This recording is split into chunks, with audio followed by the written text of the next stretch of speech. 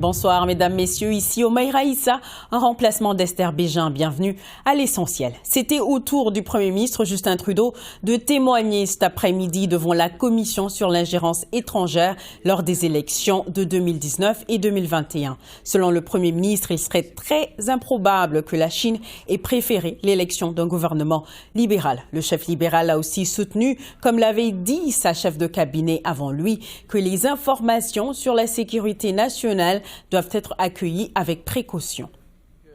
On doit toujours prendre les renseignements et l'intelligence, les documents d'intelligence avec une certaine conscience que c'est à confirmer, ou c'est peut-être pas 100% exact, mais parce que c'est de l'information extrêmement sensible, ça peut être très, très utile pour nous indiquer, par exemple, que la Russie est peut-être à veille d'envahir l'Ukraine. On agit ou on prend les informations au niveau du renseignement différemment que la façon que je prends un rapport sur le taux de chômage au Canada. J'analyse ce témoignage du Premier ministre Justin Trudeau avec nos journalistes Mylène Crête, l'analyste Geneviève Tellier et Christopher Nardi, qui est sur place à la Commission. Bonsoir à vous trois. Bonsoir.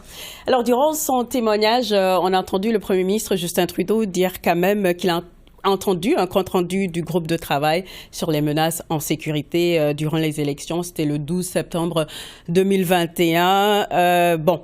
Comment est-ce que vous accueillez tout ça, Geneviève? C'était un peu un exercice risqué de la part de M. Trudeau. On savait qu'il avait appris des choses. On se demandait qu'est-ce qu'il avait appris exactement, puis quelles avaient été ses décisions par la suite. Je pense que ça a été un bon témoignage dans l'ensemble.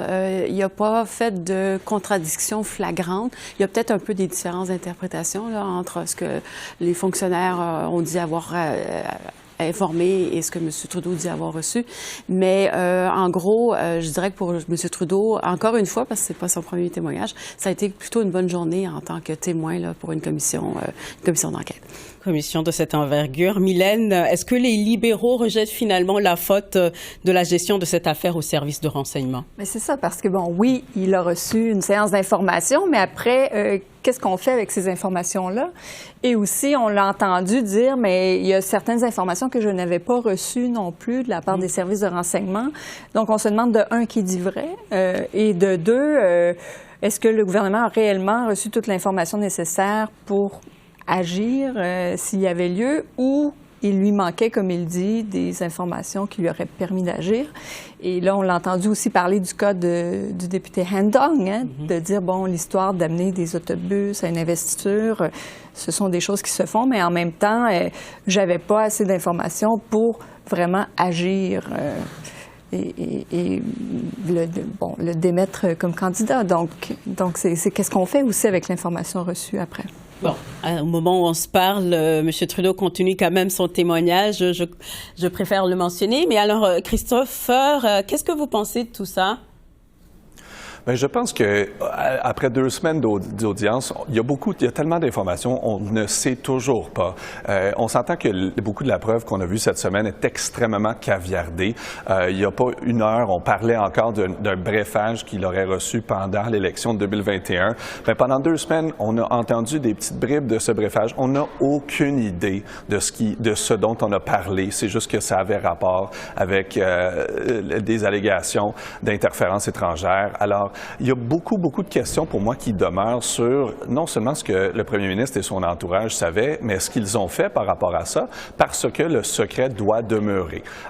Et donc, lorsqu'on va se pencher, je suis curieux de voir la commissaire, lorsqu'elle se penche sur toutes ces informations-là, qu'est-ce qu'elle va pouvoir dévoiler au public aussi sur ses recommandations, sur ce qu'elle a découvert, parce qu'elle aussi, elle en sait beaucoup plus que ce que le public va voir. Mais ultimement, c'est ça, on écrit beaucoup. Han Dong est un peu le cas le plus concret des allégations d'interférence étrangère, d'ingérence, mais on ne sait, c'est essentiellement le seul cas dont on a vraiment précisément des détails, des inquiétudes du service de renseignement. Pour le reste, on ne sait pas exactement c'est quoi, donc on ne sait pas exactement comment le gouvernement a réagi. Donc c'est un peu difficile d'évaluer au final le succès ou pas de la réponse du gouvernement. Effectivement, et on a entendu le premier ministre Justin Trudeau dire quand même que bon, il y a certaines informations qu'il ne peut pas révéler là pour la sécurité nationale du pays.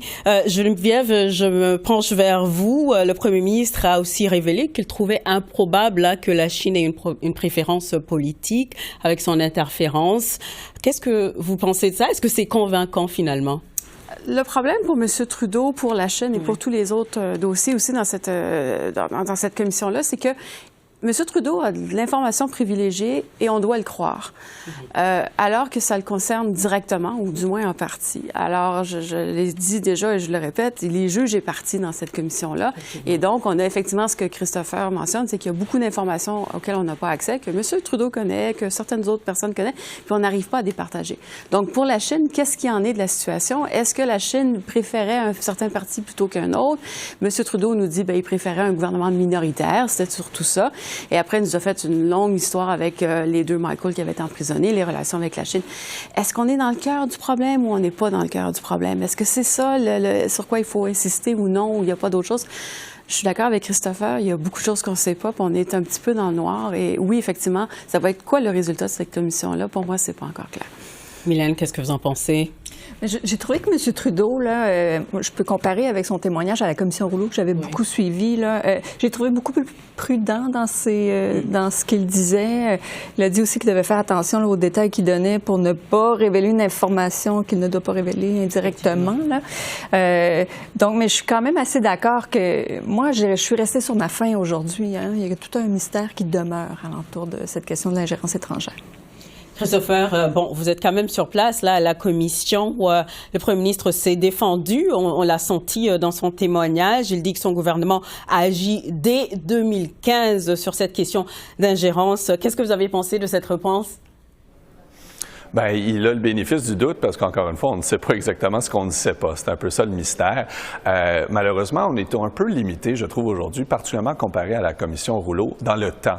M. Trudeau n'est là pour témoigner qu'environ 1h20, avec à peu près 1h20 de contre-interrogatoire. Et j'ai trouvé que lorsque la commission lui posait des questions, on passait très rapidement les sujets. Dès qu'on entrait un peu, par exemple, dans les allégations de hand-dong, dans le vif du sujet, on a eu quelques réponses et on est tout de suite passé à d'autres choses. Donc, on fait un survol comme très rapide sur tous les enjeux. C'est extrêmement difficile de vraiment rentrer dans le profond, le vif du sujet sur ce que le premier ministre savait ou ne savait pas au moment où surtout des fuites médiatiques en 2022-2023 où on a entendu plus tôt aujourd'hui plusieurs ministres, eux, ont été surpris d'apprendre des choses qu'ils ne savaient pas.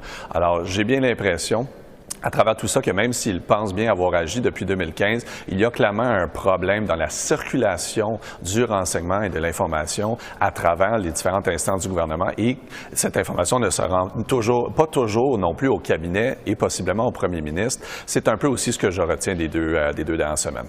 Justement, parlons de ça de manière plus spécifique. On a surtout entendu l'ancien ministre de la Sécurité publique, là, Bill Blair, parler particulièrement de l'investiture libérale dans la circonscription de Don Valley Nord, qui est vraiment au centre là de cette question de l'ingérence. Mais il a déclaré qu'à l'époque, il n'était pas si inquiet que ça, que les détails n'étaient pas aussi étayés que cela. Geneviève, qu'est-ce que vous pensez de ça? C'était aussi très similaire au témoignage de Justin Trudeau. Alors, on a eu 3 ministres aujourd'hui qui ont à peu près eu la même attitude, la même posture, qui disaient, vous savez, oui, on a été briefés, mais pas trop dans les généralités. C'est pas à nous à savoir les détails. Puis ensuite, M. Blair qui nous dit, vous savez, je suis un ancien chef de police, donc je connais ça. Puis oui, alors, et une grosse partie de la journée a tourné autour de les perceptions ou les insinuations versus les faits.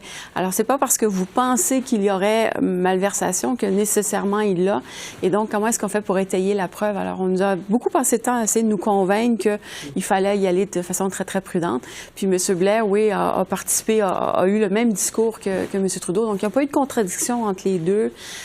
C'était plutôt un message commun qu'on voyait de la part de tous les ministres avec le premier ministre. Un message commun du camp libéral. Mylène, qu'en pensez-vous? La question que ça soulève aussi, c'est qu'est-ce que le Parti libéral fera de tout ça? Est-ce qu'on doit faire voter dans une investiture des étudiants internationaux qui sont de passage au Canada? C'est toute une question. Moi, c'est ce qui m'intéresse de savoir s'il y aura au prochain congrès libéral peut-être une motion pour changer les choses. On verra.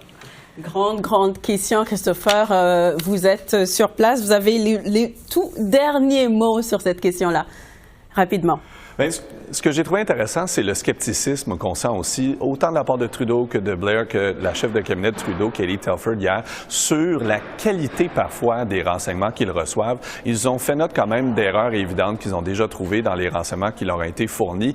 Et il semble aussi vraiment y avoir une impression chez la classe politique que les agences de renseignement ne comprennent pas comment fonctionne la politique. Ils disent que les autobus qui arrivent pendant un vote en nomination, ce n'est pas du tout étonnant. Alors, on voit aussi qu'il y a quand même je ne sais pas si c'est une méfiance nécessairement, mais il y a quand même un certain doute par rapport à ce que les agences disent aux politiciens et on voit qu'ils prennent une certaine réserve par rapport à ça. Je me demande justement comment ça affecte la qualité de leur réponse à ces allégations d'ingérence. Affaire à suivre et on sera de retour vendredi, c'est sûr. Christopher Nardi, merci beaucoup. Mylène Crête, merci à vous. Et Geneviève Tellier, merci à vous. Merci. Merci. Bonne soirée. Bonne soirée.